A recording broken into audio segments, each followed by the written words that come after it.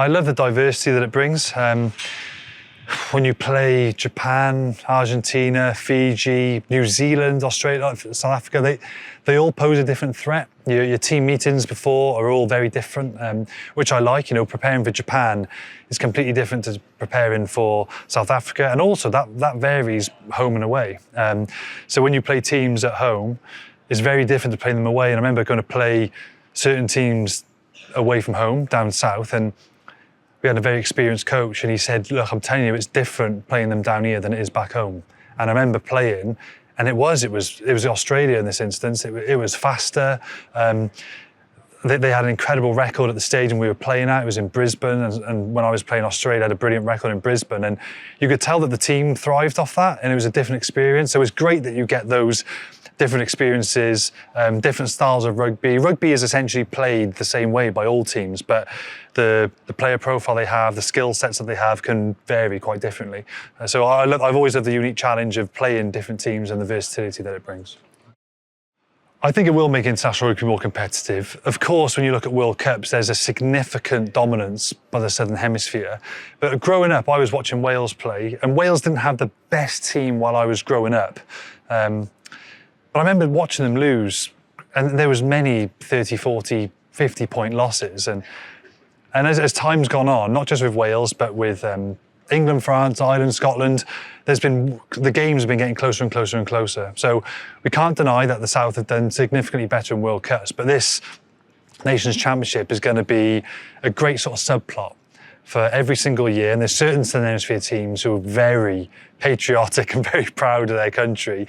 And it's a great way to every year say who's better, North or South. You know, it's brilliant. You know, when you get the best of the North and the best of the South, whoever comes tier one, to go head to head, suddenly it gives Scotland fans or Wales fans or Irish or English or France, whichever hemisphere you're from, it gives you a reason to support someone because you're representing the North. So we haven't really had that before in a formalised format. It's always just been an open debate. So I think to see also who's the best team in the world in that calendar year, but where does the power lie from a hemisphere perspective, I think that's going to give the North or South some good bragging rights for 12 months. I think the opportunity to travel. I think the reason that some tournaments are so successful is the amount of travelling fans. So I think the opportunity to regularly travel to some of these places give you an excuse to travel. So for example, if you played Australia in a summer series, you might not go back to Australia for another 6-7 years to play for your home nation, whereas this will give you an opportunity every few years at least to go and travel somewhere. So there's expats all over the world, there's Irish everywhere, there's Welsh, a lot of playing English, and I'm sure there's plenty of excuses to go and watch your team play in Argentina, Japan, South Africa. So it gives fans a great opportunity to travel as well. I think there's always been this North and South rivalry. It's always been spoken about, and it's something that motivated me. You know, I wanted to be a Northern Hemisphere team to try and win a World Cup, you know, and same when you play for the Lions. When you play for the Lions, when you tour one of the Southern Hemisphere sides, my two tours to Australia and New Zealand, you want to win because then you're like, well, we can say we're arguably the best team in the world at that moment in time. And there is a pride thing between North and South. Friendly, that's what's lovely about rugby. There's friendly rivalries and it's great.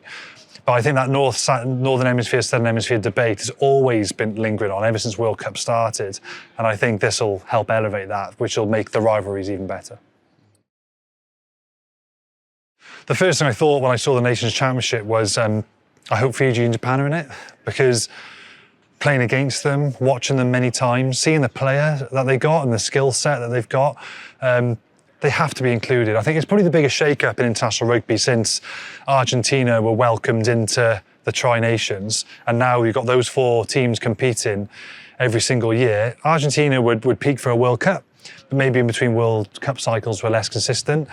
But look at what that's done to Argentinian rugby now. Argentina now are it's just like water for ducks back now. They're just one of the best teams in the world, you know, and when they've beaten New Zealand in New Zealand, they've had some brilliant wins, they've beaten South Africa, but now when that happens, you're not really surprised.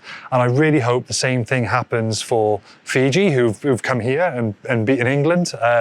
They've had some big wins in their locker already as well, but this will make that more achievable, more consistent, and then we've got 12 really competitive teams. Then once that happens, then we got to look at, right, well, how do we help Samoa and Tonga, you know, and the other playing nations, hopefully USA, those teams. But for now, for Japan and Fiji to be guaranteed the regular fixtures, you've got to think of the financial implications that has for them as well, to help them grow their game. I think it's brilliant from World Rugby. One of the hardest games I played in was against Fiji in the 2015 World Cup.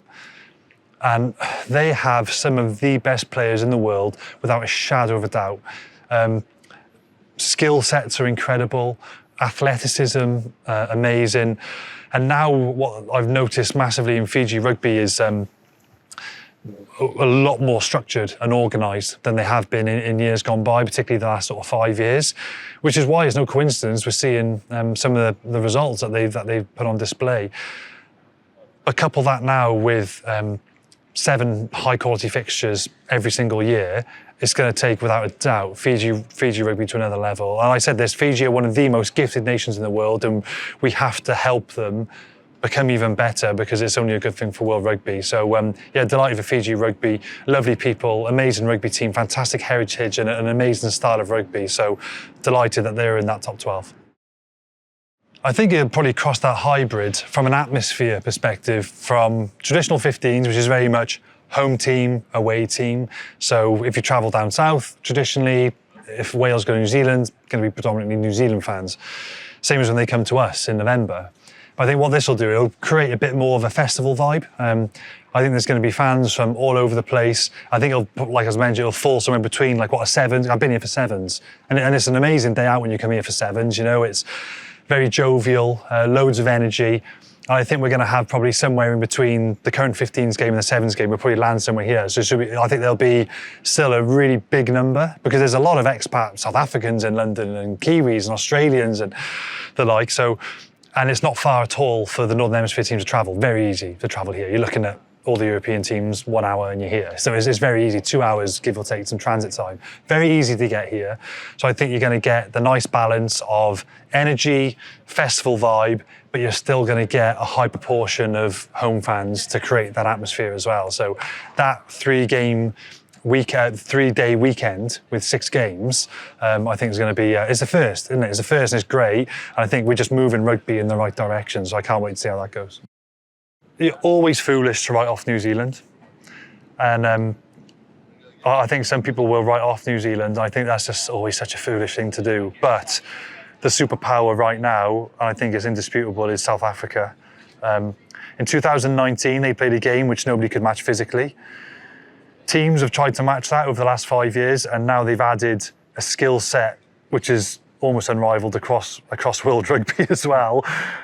At the moment, South Africa are certainly the #1 team in the world. When I was growing up, people were walking around, even back home in Wales, you see a lot of fans walk around New Zealand shirts. Now I notice when I'm driving around, even in Wales, people are walking around casually in South African shirts. And South Africa are the standard bearers at the minute, and it's going to take an unbelievable performance to knock them off their mantle. So I'm going to go Southern Hemisphere and South Africa.